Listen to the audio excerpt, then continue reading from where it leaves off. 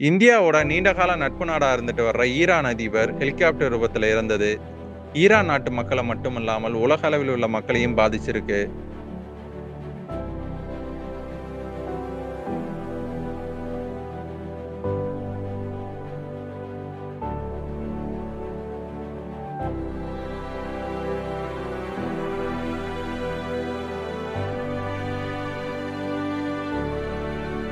அரசியல் தலைவர்கள்ல இருந்து அடிப்படை மக்கள் வரை எல்லோரும் அவங்களோட ஆழ்ந்த இரங்கலை தெரிவிச்சிட்டு வராங்க.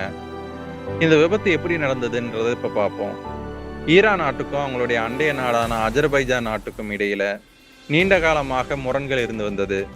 அந்த பிரிவு கொஞ்ச காலமா தான் நட்பா மாறுச்சு. அந்த நட்பை புதுப்பிக்கிற விதமாகவும் அந்த நட்பை அடையாளப்படுத்துற விதமாகவும் ஈரான் நாட்டுக்கும் அஜர்பைஜான் நாட்டுக்கும் எல்லையில இருக்கிற ஒரு இடத்துல ஒரு பாலம் கட்டினாங்க. அந்த பாலத்தை திறந்து வைக்கிறதுக்காக தான் ஈரான் நாட்டு அதிபர் அங்க போனாரு. அங்கிருந்து திரும்பி வர வழியில தான் இந்த விபத்து நடந்திருக்கு. இந்த விபத்து நடந்ததற்கு உறுதி செய்யப்படுறதுக்கு முன்னாடி வானிலை மாற்றம் காரணமா ஹெலிகாப்டர் அவசரமா தரையிறக்கப்பட்டுச்சுன்னு தான் சொல்லியிருந்தாங்க. ஆனா அங்க விபத்து தான் ஏற்பட்டிருக்குன்றத ட்ரோன் மூலமா தான் கண்டுபிடிச்சாங்க. மலை, காடுகள், கடுமையான மூடுபனி நிறைந்த இடம் தான் ஹெலிகாப்டர் விபத்து நேர்ந்த இடம். அதனால அவ்வளவு சுலபமா கண்டுபிடிக்க முடியல.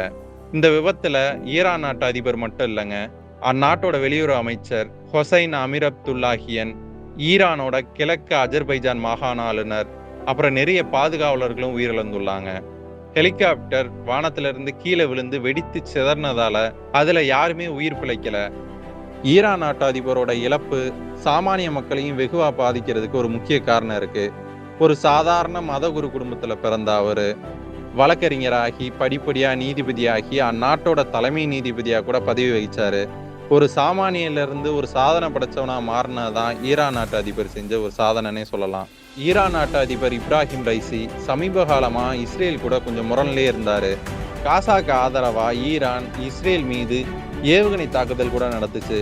தொடர் எதிர் தாக்குதல்களை இஸ்ரேல் நடத்திட்டு வந்தது. இந்த விபத்துல இப்ப சந்தேகப்படுற விதமா என்ன இருக்குன்னா, ஒருவேளை இஸ்ரேலோட சதி திட்டத்தால அவர் கொலை செய்யப்பட்டிருக்கலாமோ, அதாவது இது விபத்தா இல்லாம கொலையா இருக்கலாமோ அப்படின்ற ஒரு சந்தேகம் இருந்திருக்கு. ஆனா அந்த மாதிரி எதுவும் இல்லை அப்படின்னு தான் ஈரான் நாட்டு தரப்புல இருந்து சொல்லப்படுது. யாரும் எதிர்பார்க்காத ஒரு தருணத்துல இந்த மாதிரியான ஒரு சோக சம்பவம் நிகழ்ந்திருக்கிறது எல்லோருக்கும் அதிர்ச்சியையும் சோகத்தையும் கிளப்பி இருக்கு. இந்த நேரத்துல அவருடைய ஆத்மா சாந்தி அடைய நம்ம எல்லோரும் இறைவனை பிரார்த்தித்துக் கொள்வோம்.